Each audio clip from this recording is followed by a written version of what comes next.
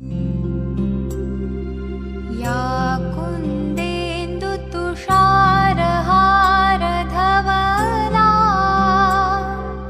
या शुभ्रवस्त्रावृता या वीणावरदण्डमण्डितकरा या श्वेतपद्मासना।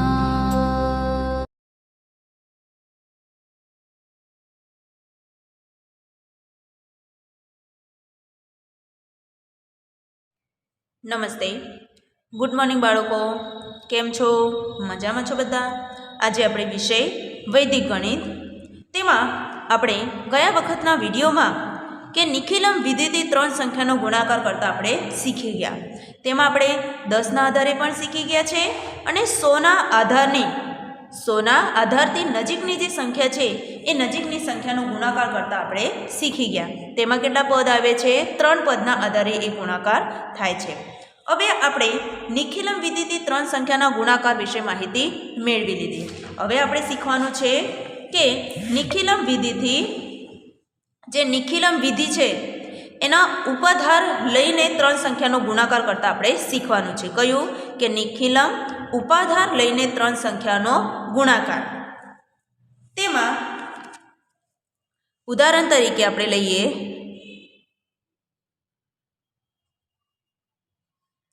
ઉદાહરણ તરીકે લઈશું કે 31 ગુણ્યા 32 ગુણ્યા 33.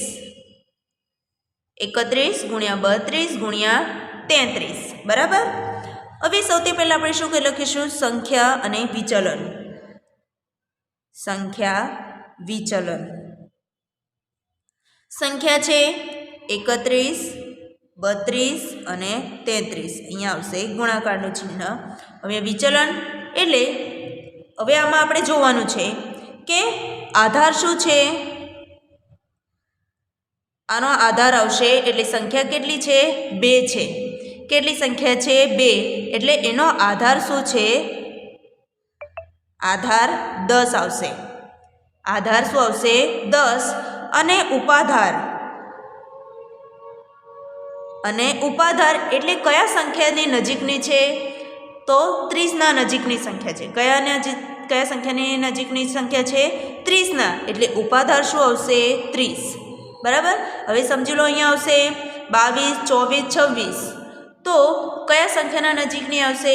20ના નજીકની. એટલે આધાર તો આવશે 10, પણ ઉપાધાર એટલે કયા સંખ્યાના નજીક છે? 30 સંખ્યાના નજીકની છે. કે 31 થી 39 વચ્ચેની સંખ્યા છે એટલે એનો ઉપાધાર શું આવશે? 30. સમજ પડે છે? એટલે આધાર આવશે 10. આધાર શું આવશે? 10 અને ઉપાધાર આવશે 30. હવે આપણે જ ગણીશું પદ 1. હવે આધાર ઉપાધાર 30 આવશે એટલે 30ના નજીકની. એટલે શું આવશે? અહીંયા +1 +2 અને +3. હવે અહીંયા આવશે જવાબ. અને અહીંયા આપણે શું કરીશું? 2 ભાગ પાડીશું. હવે આગળ આવશે પદ 1.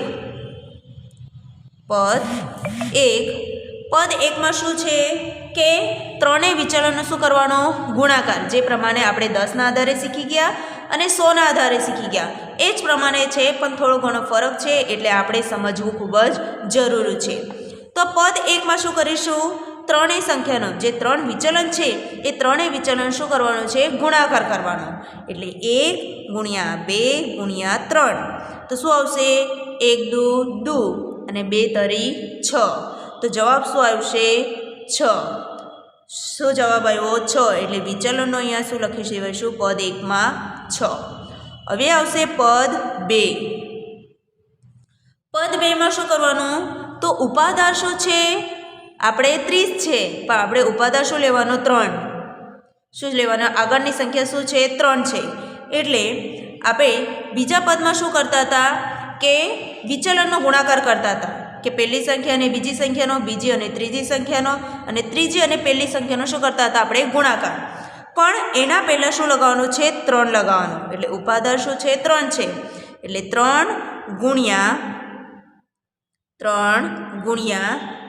1 ગુણ્યા 2 વત્તા ત્રણેયનો સંખ્યા વિચલનનો ગુણાકાર કરીને આપણે સરવાળો કરતા હતા. એટલે 1 ગુણ્યા 2 વત્તા 2 ગુણ્યા 3 પ્લસ 1 ગુણ્યા 3. 1 ગુણ્યા 3. બરાબર, સમજ પડે છે. હવે આપણે શું કરીશું, આનું આ ત્રણેયનો ગુણાકાર એટલે 3 ગુણ્યા આનો ત્રણેયનો ગુણાકાર એટલે 1 દુ 2, 2 તરી 6 વત્તા 3 એકા 3. હવે 3 ગુણ્યા આ ત્રણેયનો સરવાળો કરીએ તો શું આવે જવાબ 11. એટલે 11 ગુણ્યા 3 તો 11 તારી 33. 11 તારી શું આવે 33. એટલે જવાબ શું આવ્યો 3. પદ 2માં શું આવ્યો 33 જવાબ આવ્યો. હવે 33 છે એટલે શું લખવાનો, આપણે 3 લખવાનો છે અને 3 વધી આપવાનું. 3 વચ્ચે લખીશું જવાબના અંદર અને 3 શું આપવાનું વધી. હવે આવશે પદ 3. પદ 3માં શું કરવાનું છે, અહીંયા આપણે લખીશું 3 વધી ગણાશે. હવે પદ 3માં ઉપાદાન શું છે 3 છે એટલે 3નો વર્ગ મૂકવાનો છે. 3નો શું મૂકવાનો વર્ગ. 3નો વર્ગ ગુણ્યા અહીંયા આવશે પદ 3માં આપણે શું કરતા હતા, કોઈ પણ એક સંખ્યા એના સામેની સંખ્યા લેવાની નથી. કોઈ પણ એક સંખ્યા અને એના પછીની જે સંખ્યા છે એ બંનેનું શું કરીશું કરતા હતા આપણે સરવાળો. એટલે 3નો વર્ગ, આ 3 ક્યાંથી આવ્યો, ઉપાધાર 3 છે એટલે. બરાબર, એટલે 3નો વર્ગ ગુણ્યા 31 વત્તા 2 વત્તા 3. બરાબર, અને આ વધી 3, આ વધી 3 છે એને પણ શું કરીશું પ્લસ 3. 3 શું છે વધી છે. બરાબર, યાદ રાખવાનું છે. હવે આપણે કરીશું 3નો વર્ગ શું આવશે 9. 3નો વર્ગ 9 ગુણ્યા 31, આ ત્રણેયનો સરવાળો શું આવશે 36. ત્રણેયનો સરવાળો 36 વત્તા 3, અહીંયા આવશે વત્તા 3. બરાબર, હવે 9 ગુણ્યા 36 શું જવાબ આવશે 324. 9 ગુણ્યા 36 એટલે શું આવશે 324 વધી 3 એટલે વત્તા 3 બરાબર શું આવશે 327. તો આ 3 બી પ્લસ થઈ ગયા એટલે શું આવ્યું, અહીંયા આપણે લખીશું આગળ 327. 327 સમજ પડે છે. જેવી રીતના આપણે 10ના આધારે અને 100ના આધારે શીખી ગયા એ જ પ્રમાણે છે. ખાલી આના અંદર શું કરવાનું છે, ઉપાધારને જે નિખિલમ છે એના ઉપાધાર લઈને સંખ્યાનો ગુણાકાર આપણે કરીશું તો એના આધાર શું કરવાનું છે, ખાલી પદ 2માં 3 મૂકવાના છે ગુણાકારના આધારે અને પદ 3માં 3નો વર્ગ લેવાનો છે. સમજ પડે છે. તો જવાબ શું આવ્યો છે, શું જવાબ આવ્યો કે 31 ગુણ્યા 32 ગુણ્યા 33 બરાબર 327 અને 36. શું જવાબ આવ્યો 327 36 એટલે 32,736. 32,736. બરાબર, સમજ પડે છે. તો આ પ્રમાણે આ ગુણાકાર સંખ્યાનો ગુણાકાર તમારે કરવાનો છે. એ જ પ્રમાણે બીજું ઉદાહરણ હું સમજાવું છું, ધ્યાન આપવાનું છે તો જ તમને ખ્યાલ આવશે. હવે આપણે લઈશું 21 ગુણ્યા 23 ગુણ્યા 25 કે સંખ્યા છે 21 ગુણ્યા 23 ગુણ્યા 25. સૌથી પહેલાં આપણે શું શોધી લેવાનું છે, આધાર અને ઉપાધાર. તો આનો આધાર શું આવશે, સંખ્યા કેટલી છે 2 એટલો એનો આધાર આવશે 10 અને ઉપાધાર એટલે કયા સંખ્યાના નજીકની સંખ્યા છે 20ના એટલે અહીંયા ઉપાધાર આવશે 21 23 અને 25 નો આધાર શું આવશે 10 અને ઉપાધાર આવશે 20. હવે આપણે લખીશું સંખ્યા અને વિચલન. સંખ્યા છે 21 ગુણ્યા 23 ગુણ્યા 25, અહીંયા આવશે ગુણાકારનું ચિહ્ન. વિચલન એટલે એનો ઉપાદાર શું છે 20 એટલે 20ના નજીકની સંખ્યા છે એટલે શું આવશે વિચલન +1 +3 અને +5. ઓકે, હવે આવશે પદ 1. પદ 1 પદ 1માં શું છે? ત્રણેય સંખ્યાનો ગુણાકાર એટલે 1 ગુણ્યા 3 ગુણ્યા 5 એટલે શું આવશે? 15.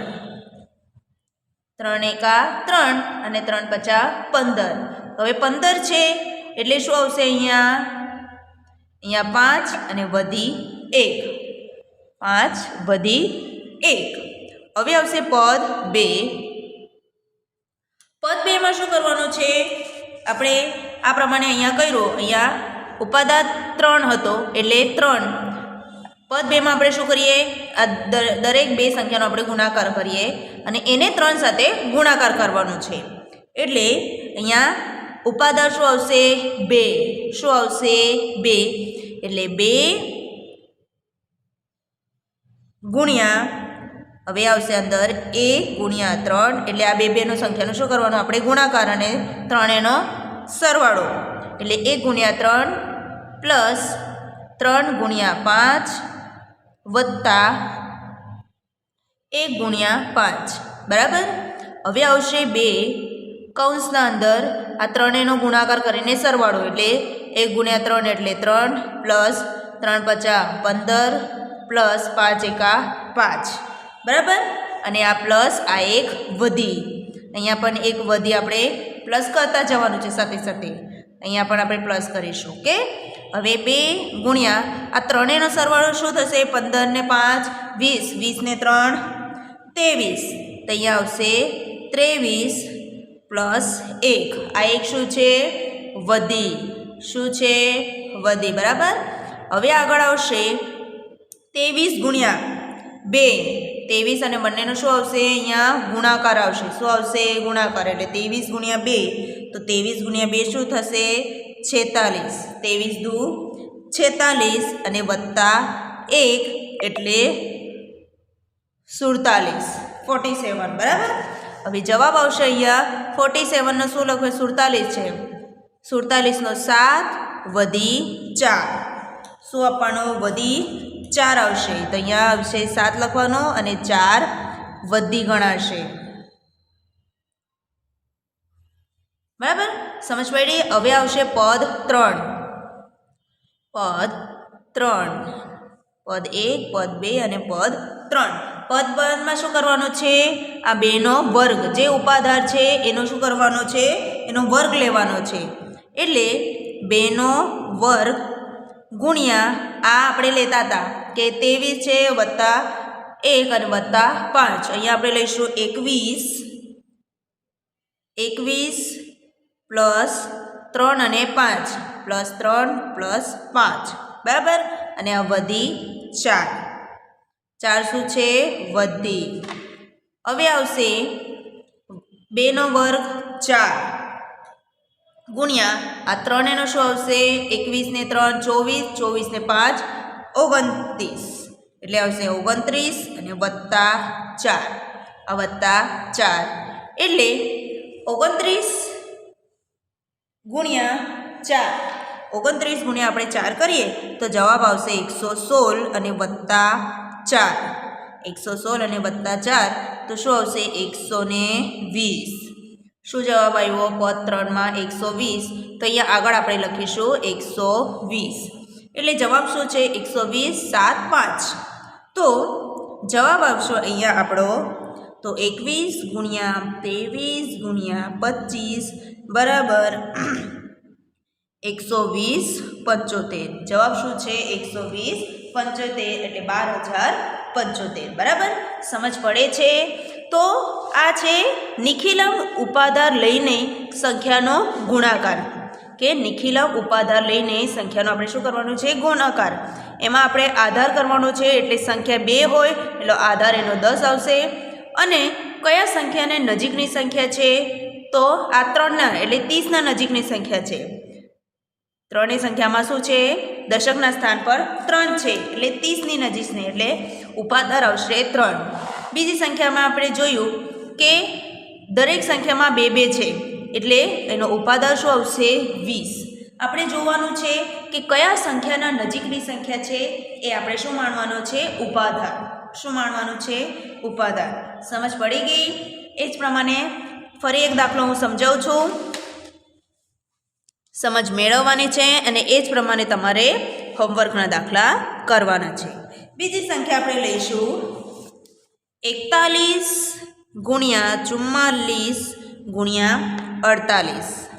હવે આનો આધાર શું આવશે? આનો આધાર 10.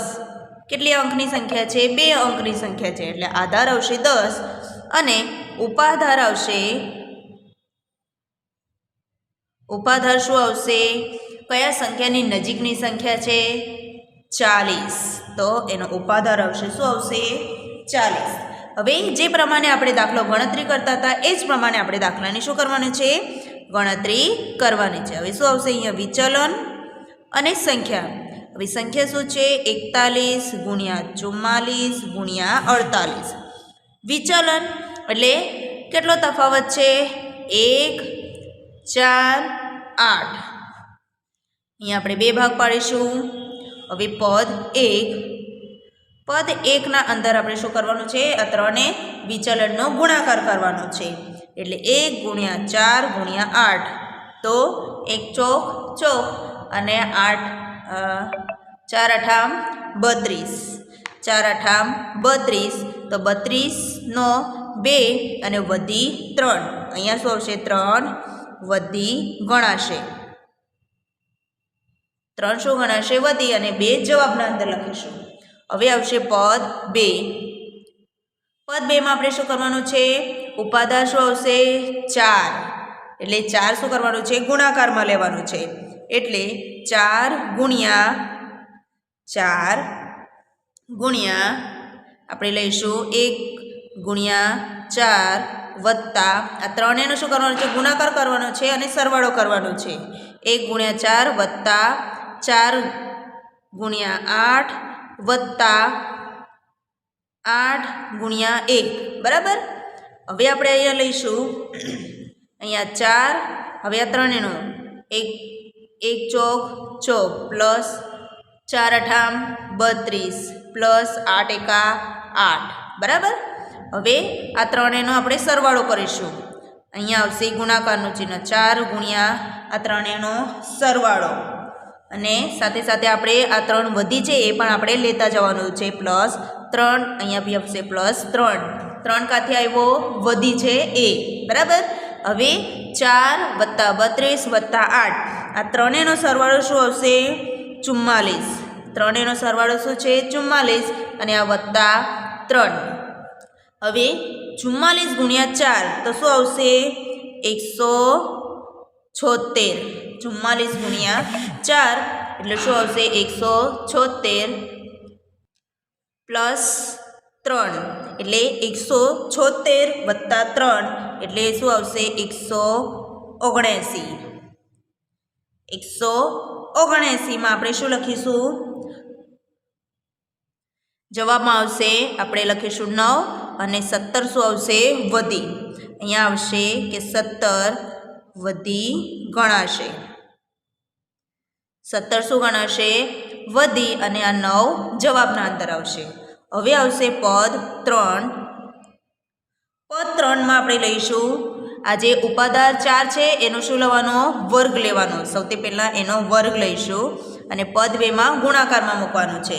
એટલે 4 ગુણ્યા 4નો વર્ગ ગુણ્યા આ 41 વત્તા 4 અને વત્તા 8 પ્લસ 4 પ્લસ 8 અને વધી 17. બરાબર. સમજ પડે છે? 17 શું છે? વધી છે. હવે આપણે લઈશું 4નો વર્ગ. 4નો વર્ગ 16 ગુણ્યા આ ત્રણેયનો સરવાળો 41 વત્તા 4 વત્તા 8 એટલે આવશે 53 પ્લસ 17. 17 શું છે? વધી છે. હવે 16 ગુણ્યા 53 કરવાનું છે. તો 16 ગુણ્યા 53 આપણે કરીએ તો જવાબ આવશે 848. જવાબ શું આવે? 848. સાઈડમાં તમારે સાથે સાથે ગુણાકાર પણ કરતા જવાનું છે. બરાબર. અને જે જવાબ આવે શું આવશે? 848 આવે વત્તા 17 એટલે 848 વત્તા 17 શું આવશે? 865. શું આવશે? અહીંયા 865 65 એટલે આપણે જવાબમાં લખી દેવાનું 865. ઓકે, સમજ પડે છે? તો 41 ગુણ્યા 44 ગુણ્યા 48 નો જવાબ શું આવ્યો? 865. 865 92 એટલે 86,592. સમજ પડે છે? તો આ 3 દાખલા મેં સમજાવેલું છે. એ જ પ્રમાણે તમારે સમજ મેળવવાની છે, કશું કરવાનું નથી. જે પ્રમાણે આપણે 10ના આધાર પર અને 100ના આધાર પર શીખી ગયા એ જ પ્રમાણે છે. ખાલી ફરક શું છે? આમાં આપણે પદ 2માં આગળ 4 ગુણાકાર કરવાનો છે અને પદ 3માં 4નો વર્ગ લેવાનો છે. બરાબર? એના આધારે આપણે ગણતરી કરતા જવાનું છે અને જવાબ મળી જશે. હવે હું હોમવર્કના દાખલા તમને આપીશ.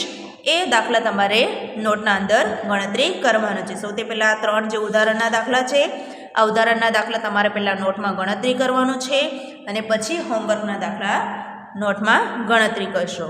ઓકે, સમજ પડે છે? જેને પણ નહીં સમજ પડી ગઈ હોય એ મને પૂછી શકો છો. ઓકે, નમસ્તે.